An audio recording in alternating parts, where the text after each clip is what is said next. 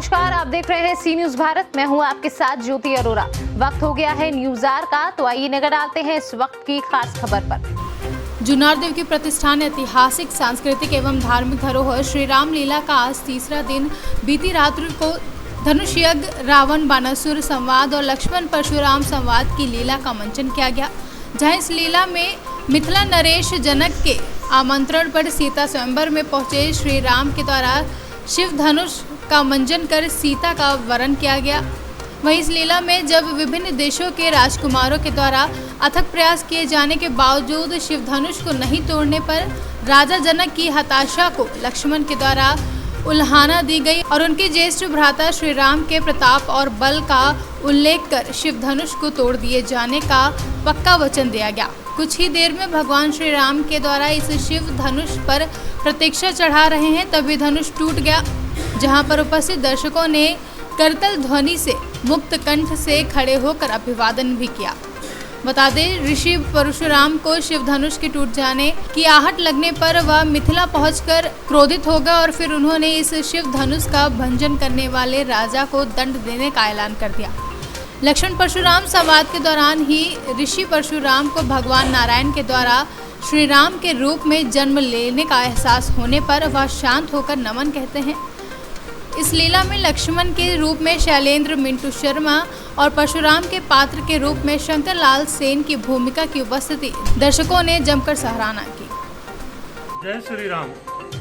आज रामलीला समिति जुन्नारदो जो प्रतिवर्ष 1927 से रामलीला का मंचन करती आ रही है, आज की लीला में दो प्रमुख प्रसंग थे। पहला रावण बाणासुर संवाद।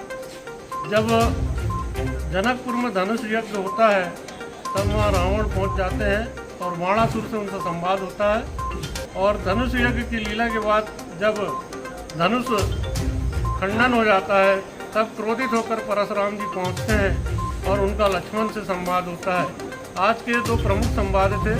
और जो रामलीला समिति है, इसके बारे में यह है कि यहाँ पर लालटेन युग से लीला चली आ रही है और सभी स्थानीय पात्र यहाँ पर अपना अभिनय दिखाते हैं। यहाँ की धार्मिक भावनाओं के कारण यह लीला निरंतर अपनी प्रगति की ओर है और उत्तरोत्तर इसमें जो प्रगति हो रही है। इस कोरोना काल में भी लोगों का उत्साह देखते बनता है। इस रामलीला मंच के प्रति जो लोगों की श्रद्धा है, विशेषकर श्री राम जन्म जो कल हुआ था, श्री राम जन्म में दूर दूर के महाराष्ट्र, पंजाब, दिल्ली, अन्य प्रदेशों के लोग मनौती मांगने इस मंच पर आते हैं। इस मंच का विशेष प्रभाव है और जो राम जी की लीला होती है उस पर निरंतर हमारे जुन्नारदो के नगर वासियों का सहयोग हमें प्राप्त होता रहता है। यह मंच सिद्ध मंच है और यहाँ के जो पात्र हैं वो अपना सर्वस्व अर्पण करने को इस मंच के लिए तैयार रहते हैं। मैं रामलीला समिति का महामंत्री विगत कई वर्षों से हूँ और मैं देखता हूँ कि यहाँ का लोगों का जो प्रतिसाद है, इस बार ऐसा लग रहा था कि कोरोना काल में हमें अनुमति नहीं मिल पाएगी रामलीला की मंचन करने की, पर जब लोगों को पता चला तो रोज़ कोई ना कोई मेरे पास आते थे भी, ये कैसे भी करो, रामलीला होना चाहिए, भले ही बंद हाल में हो, छोटे स्तर पे हो, पर रामलीला का मंचन होना चाहिए। परंतु माता की कृपा से सब ठीक है और आगे भी लीला इसी प्रकार चलती रहेगी। मैं उन समस्त मीडिया कर्मियों का और विशेषकर सी न्यूज का भी आभार व्यक्त करता हूँ जो हमको और हमारी रामलीला समिति को निरंतर कवरेज दे रहा है और सी न्यूज के माध्यम से पूरे मध्य प्रदेश में हमारी लीला दिखाई जा रही है। मैं उनका भी बहुत बहुत धन्यवाद। Thank you sir.